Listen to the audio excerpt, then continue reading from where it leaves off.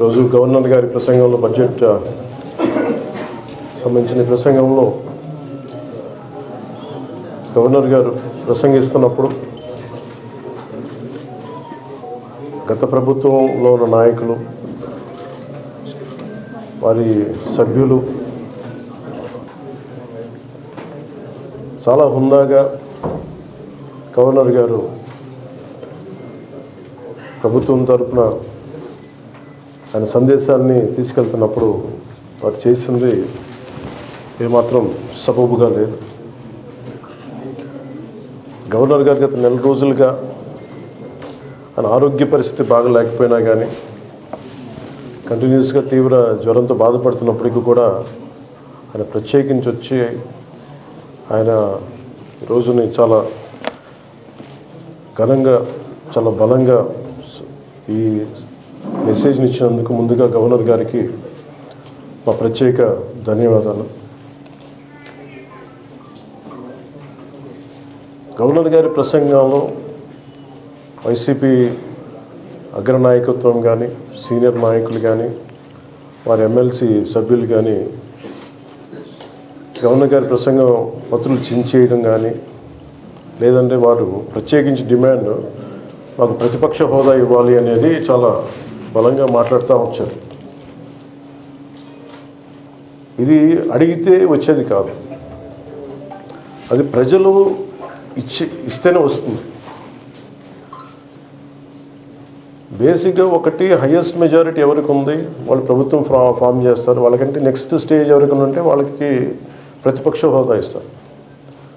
అంతేగాని గతంలో మేము ప్రభుత్వాన్ని పరిపాలించాం కాబట్టి మా ప్రతిపక్ష హోదా ఎవరికి ఇవ్వరు. కనీసం జనసేన కంటే కూడా ఒక సీట్ ఎక్కువ వచ్చినా కానీ వాళ్ళకి ప్రతిపక్ష హోదా దక్కేది. ఈ రోజున ప్రభుత్వంలో సెకండ్ లార్జెస్ట్ పార్టీ జనసేన. దాన్ని ప్రజల దృష్టికి తీసుకొద్దాం. వైసీపీ నాయకులు వాళ్ళు చేస్తున్నారంటే మాకు ప్రతిపక్ష హోదా ఇస్తే తప్ప మేము అసెంబ్లీలో అడుగు పెట్టాం లేదంటే ప్రసంగాలను అడ్డుకుంటాం అని ఇది సరైన మెసేజ్ బయటికి వెళ్దాం. ఇది రైట్కు సరైన విధానం కూడా కాదు. ఇది ప్రజలందరికీ తెలియజేయాలనుకున్నాం. ఇది ప్రతిపక్ష హోదా ఏ పరిస్థితిలో వస్తుందంటే మీకు రూలింగ్ పార్టీ కంటే కూడా అత్యధికంగా ఇంకొక సీట్ వాళ్ళకంటే మీరు వస్తే దాని తర్వాత స్థానం మీకు వస్తే ఖచ్చితంగా ప్రతిపక్ష హోదా వాళ్ళకే ఉంటుంది.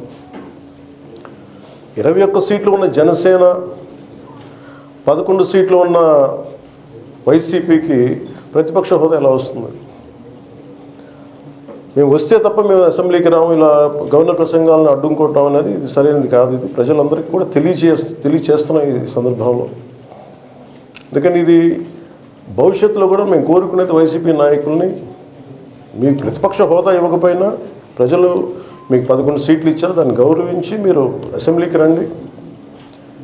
మీ స్థాయికి తగ్గట్టుగా మీకు మీకు ఎన్ని ప్రశ్నలు అడగాలో దాన్ని తగ్గట్టుగా ఇస్తారు మీకు.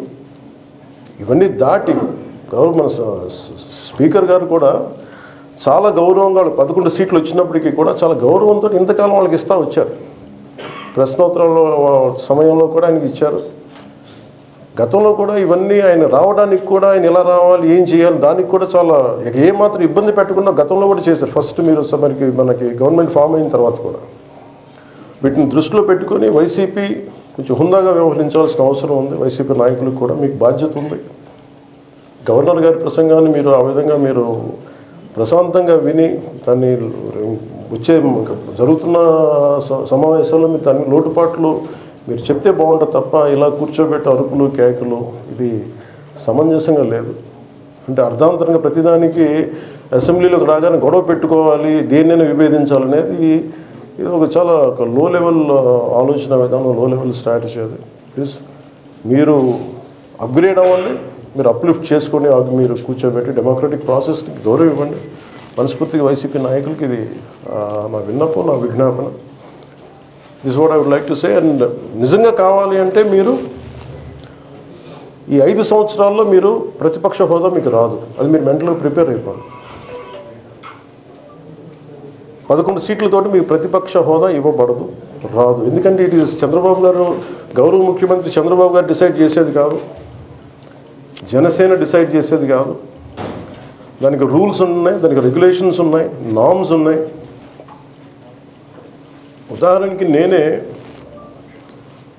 ప్రభుత్వం, మన కేంద్ర ప్రభుత్వం ఫార్మేషన్కి మేము వెళ్ళినప్పుడు పార్లమెంటరీ లీడర్ని మనం కూర్చున్నప్పుడు ఎన్డీఏ పక్ష నాయకుడు ఎన్నుకోవాలనుకున్నప్పుడు నేను నాయకుల స్థాయిలో నేను కూర్చున్నాను.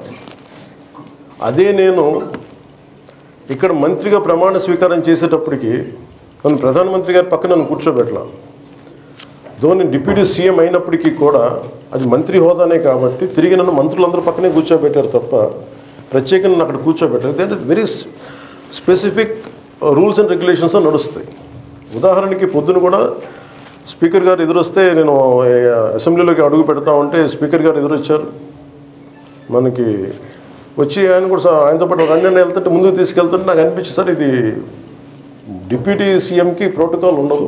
ఓన్లీ ముఖ్యమంత్రి గారు, స్పీకర్, మనకు కౌన్సిల్లో ఉండే చైర్మన్ ఆయనే మీరు చేయాల్సింది తప్ప ఇది మేము ఉండేది కాదని చెప్పి నేనే వెళ్ళిపోయాను. ఎందుకంటే మేమే ప్రోటోకాల్స్ బ్రేక్ ఎందుకు చేయమంటే మాకు లేని ప్రోటోకాల్ మేము అడగం. అలాగే వైసీపీ నాయకత్వం కూడా గుర్తించాల్సింది, ఇది మీకు హోదా ఇవ్వబడదు. ఇది చంద్రబాబు గారు ఆప్ చేస్తేనే కాదు, ఇది ఎవరు ఆప్ చేసింది కాదు, మీకు ప్రజలు మీకు ఇవ్వలేదు. మీకు అది మీరు దృష్టిలో పెట్టుకొని మీరు ప్రవర్తించాల్సింది మనస్ఫూర్తిగా నేను వారిని కోరుకున్నాను. అంతేగాని వారిని ఎక్కడ అవమానం పరచాలని కానీ వారిని తగ్గించాలని కానీ లేదు. 175 సీట్లు కేవలం 11 సీట్లు ఇచ్చారు వాళ్ళకి. ఆ దృష్టిలో పెట్టుకొని ప్రవర్తించవలసిందిగా మనస్ఫూర్తిగా వారికి కోరుకుంటూ మీకు తెలియజేసుకున్నాను. Thank you.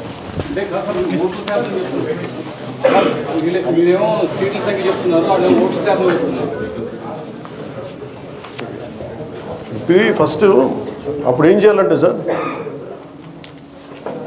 అప్పుడు జర్మనీకి వెళ్ళిపోవాలి. జర్మనీలో ఏంటంటేనండి, నేను జర్మనీ రిజల్ట్స్ కూడా ఏదో వచ్చినాయి చూస్తా ఉన్నాను. ఎలక్షన్స్లో 25% వచ్చిన హైయెస్ట్ పర్సంటేజ్ ఆఫ్ వచ్చిన ఓటుకి ఇన్ని ఎంపీస్,